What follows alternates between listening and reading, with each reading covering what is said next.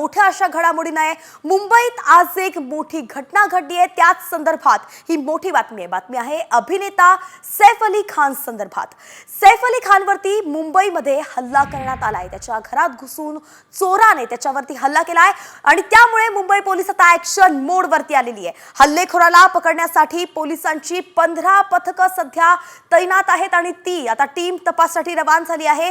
गुन्हे शाखा सुद्धा आता ऍक्शन मोडवरती आल्याचं कळतंय।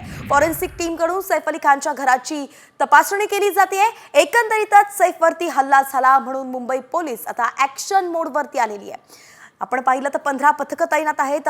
गुन्हे शाखेच्या 8 तर स्थानिक शाखेच्या 7 टीम अशा एकूण 15 पथकं या प्रकरणाचा तपास करत आहेत। नेमकं तो चोरटा कोण होता त्याला पकडण्यासाठी हे सगळी पथकं जी आहेत ती रवाना झाली आहेत। मुंबईमध्ये अत्यंत मोठा हल्ला झाला। बॉलिवूडमधलंच एक मोठं नाव शिवाय पतोडे राजघराण्याचे नवाब सुद्धा म्हणून सैफ अली खान यांना ओळखलं जातं। त्यांच्यावरती इतका मोठा हल्ला होणं, शिवाय त्यांच्या घरात जाऊन तो होणं, मोठी सुरक्षा व्यवस्था असताना सुद्धा सगळं काही झुगारून त्यांच्या घरापर्यंत चोरटा पोहोचतो आणि सैफ अली खान सोबत झटापट होऊन त्याच्यावरती हल्ला होतो। 6 वार केले जातात, 2 अगदी जखमी, 2 वार अत्यंत मोठे असतात आणि अशात आता लीलावती रुग्णालयात सैफ अली खानवरती उपचार सुरू आहेत। मोठी घडामोड म्हणून त्या संदर्भात प्रत्येक अपडेट जाणून घेऊया।